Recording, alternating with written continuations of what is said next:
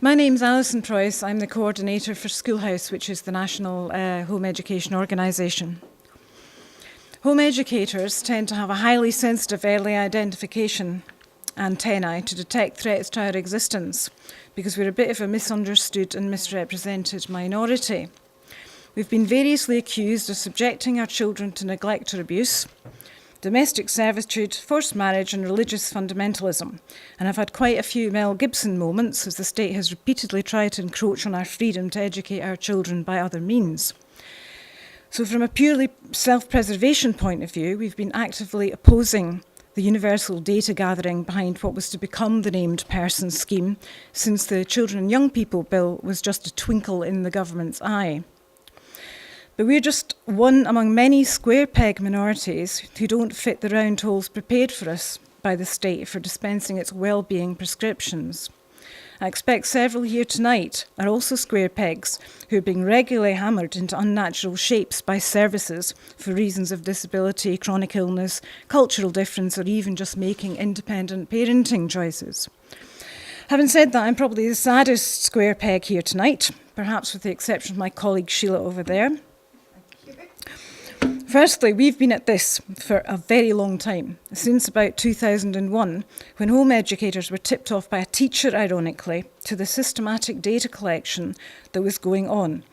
Once we started digging, we really just couldn't stop, realising that children's rights to privacy were being routinely breached and information was also being gathered by every associated adult without their knowledge. This was all in the run-up to the ID card thing. Action on Rights for Children was founded by a small group of us to focus on children's rights in education, as nobody else was bothering to uphold the United Nations Convention on the Rights of the Child as a whole. They were just picking and mixing the articles to suit what was an adult orchestrated agenda. We very quickly became a thorn in the government's side, producing research evidence of the illegal databasing of children across the UK. And we delivered a Big Brother award on behalf of Privacy International to Margaret Hodge, who was the children's minister at the time. It's still the case that children's rights are being selectively applied, and children's rights champions are doing pretty good impressions of chocolate fireguards. Playing the children's rights card as an excuse to intrude into the lives, database families' sensitive personal information and force them into doing something against their will where they're not at risk of significant harm, which is the child protection threshold, perverts the whole purpose of the UNCRC, which is supposed to prevent such abuse of minors. A right is not a right if you don't have the right to refuse, like forcing a named person on every child without opt-out. Secondly, in the sadness stakes, we've actually failed to wake up the population at large in time, or even the politicians who screamed blue murder about ID cards, to the creeping surveillance agenda, but it's not for the want of trying. Politicians have absolutely no excuse, but people didn't believe it was happening, or could happen, or even that it has already happened in Scotland, with only a judicial review between us and the loss of family autonomy. For the record, we are actually all the lab rats for Tony Blair's New Labour social engineering project called Early Intervention, which was allegedly designed to identify the delinquents of tomorrow and remediate them, but has effectively consigned most parents and children to the criminals in waiting class. Tony Benn famously described it as the sort of thing Hitler talked about, and we've heard on earlier roadshows from Dr. Jenny Cunningham that there's no evidence to support the premise that early intervention makes an iota of difference and can in fact damage children and families. It does, however, allow service providers new and exciting publicly funded opportunities to perform subjective parental capacity to provide wellbeing assessments at every stage of every child's life from the womb onwards. It's also an invitation for IT companies to flog ever more sophisticated surveillance software to database and profile the population. Big data is worth big bucks to the Scottish economy. Now, GIRFEC, I suspect you think it means something other than it does mean. GIRFEC is getting information recorded for every citizen, which is what's behind it. It is actually the evil twin of England's Every Child Matters or Every Citizen Monitored. The named person scheme is the equivalent of England's Contact Point, which had become known as the paedophile's address book before it was scrapped.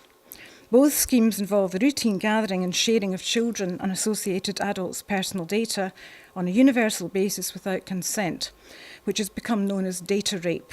And that was a term cited in a Westminster motion condemning the database state some years ago. Both of the schemes use illegally obtained data to profile citizens, force interventions based on a bunch of so-called risk indicators. In Scotland, these are known by the acronym SHANARE. I don't know if you're familiar with them, and I can never remember what they stand for, so I'm not going to go into it.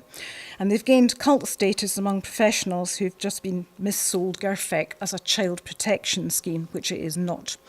Their heads must really all button up the back. A real child protection expert that you may have heard of, Eileen Munro, famously asked, "How does making the haystack bigger help identify the most vulnerable children?" Well, how? Covertly recording every child's pet bereavements, lunchbox contents, pocket money rates, and mummy and daddy's failure to buy the latest trainers isn't exactly going to help children who are already known to be at risk of something far worse than missing out on their 5 a day. Professional social workers agree, and they're the ones who could improve outcomes for children at serious risk if there were more of them on the ground, with adequate support and resources. Lowering the child protection threshold from at risk of significant harm to at risk of not meeting state-dictated wellbeing outcomes based on a risk assessment framework that, wait for it, includes being under 5, an only child, having a disabled parent, or one who's non-engaging, is a recipe for disaster. In fact, it was a complete disaster in the Isle of Man, which had to scrap a similar scheme when children's services melted down due to over-referral. GIRFEC may have been piloted here in Highland, but it's actually not a Scottish idea. It's part of the same outcomes-based policy that's being pursued relentlessly throughout the EU. And it relies heavily on accumulating every bit of data about every one of us to allow the government to cross-reference the information and control citizens through proactive nudging and intervention. E-profiling is now reality, and pity help you if you don't build your 4 capacities according to the state's Good Citizen template, for which you need to show you're a successful learner, a confident individual, a responsible citizen, and effective contributor. Great. There are, of course, set marking guidelines in the form of tick box assessments to measure your performance in each. As a proverbial square peg, I know I don't score highly according to the round hole criteria, but by my own lies, I feel that I'm doing quite fine without any interference. To put the dangers of e-profiling into context, let me quote from a 2010 research project by Ian Dent of the University of Cambridge, entitled Beyond Broadband, the True Cost of Digital Britain. It might sound familiar to those who've listened to Scottish ministers justifying their need to know everything about us to provide the services they decide we need for our well-being. I'll quote, "The EU has spent almost £470 billion creating a system that enables it to monitor the impact of citizens within the economy and allocate public spending budgets according to the credit score a citizen receives in the e-system. The EU believes that technology can create a utopia whereby all the information they have on the population can be cross-referenced to provide in-depth data that helps them make financial decisions in the most logical way. That's GIRFEC for you." The author also gave this example to show how data can be used to credit score a human being's worth. Now that sounds pretty chilling. In a world of e-profiling, a woman whose mother had died of breast cancer and was unemployed for 10 years would have difficulty gaining access to expensive drugs or treatments on the future e-controlled NHS because her worth to the economy profile would be low. That's getting it right for every child, citizen and community, which Inverclyde are piloting at the moment, begins to look very sinister in that context.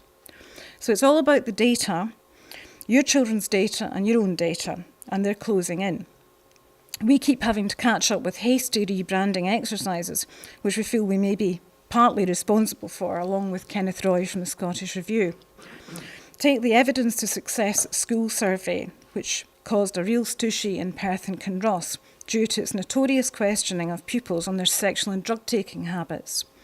It's just been quietly rebranded as ChildrenCount, so that it could be rolled out in fluffy new sheep's wellbeing clothing to the school children of Dundee, Angus and North Ayrshire, where parental consent has been deemed unnecessary, as some of them might make a fuss, like in Perth and Kinross.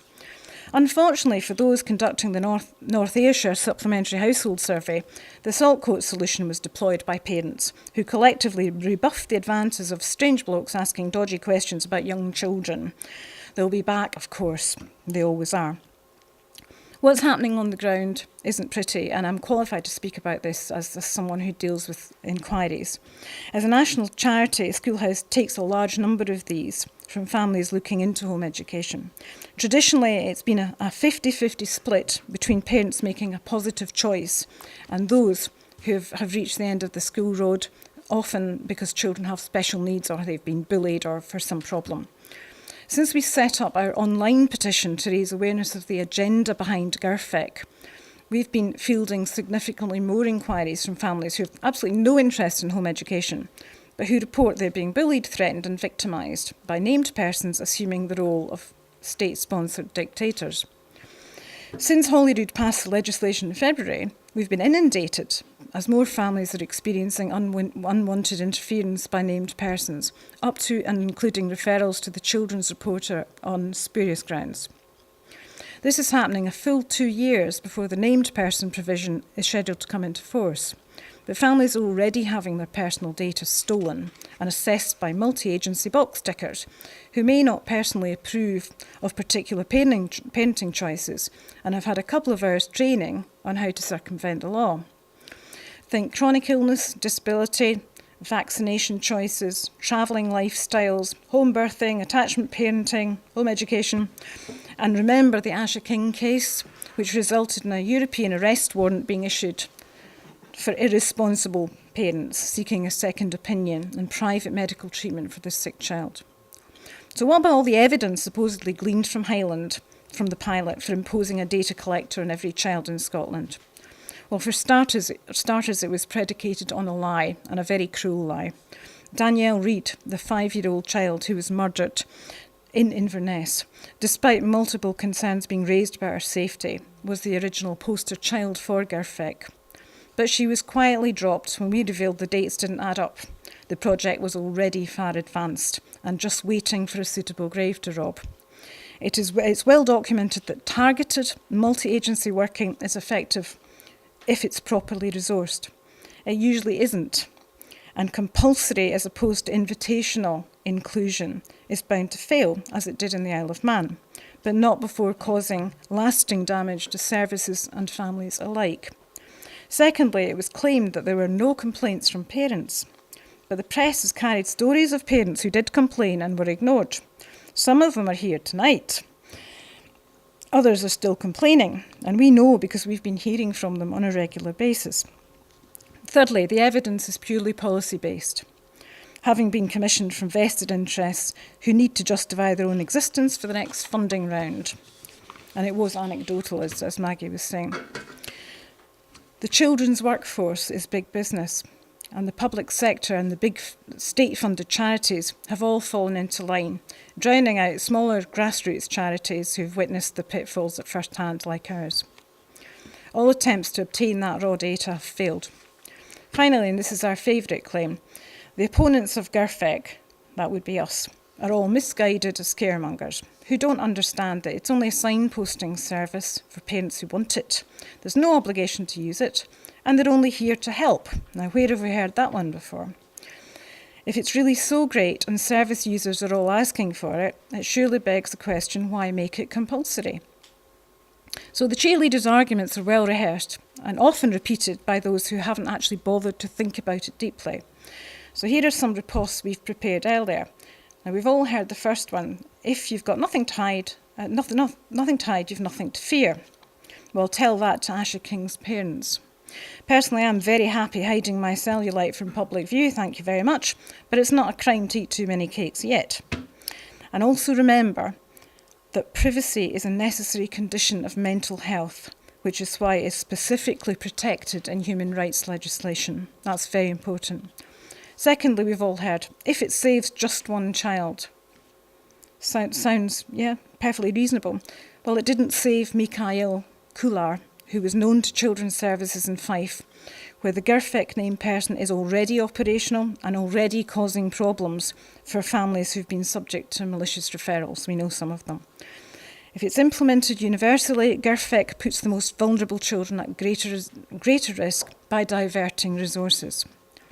Thirdly, this is another favourite. We need to know everything about your family so we can plan the services you'll need. Now that sounds very reasonable, but for that, read the services we decide you'll need, as the enabling state is actually primed to disable dissenters who might stray from their predetermined outcomes. All about that credit scoring that we talked about earlier.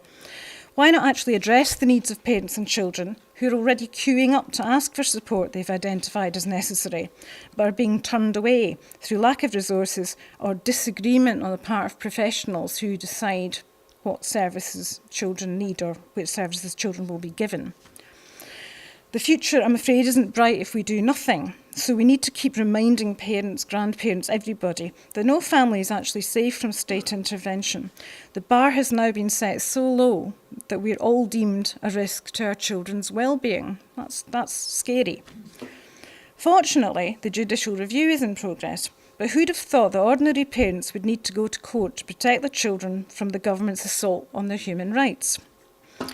Given the Haringey case precedent, which was a London case where Article 8 of the ECHR was upheld and data processing was deemed unlawful below the established at-risk threshold, which is exactly what GIRFIC is doing, and given that the entire legal establishment in Scotland has come out against the anti-family provisions in the Children and Young People Act, they're digging themselves an enormous hole and won't even share their legal advice with us. No doubt it's still in the back of Kenny McCaskill's fag packet carrying a government health warning. For the sake of every child in Scotland, we really can't afford for this legal challenge to fail.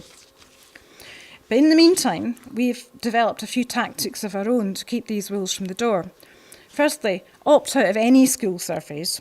Don't allow your child to be coerced into taking part.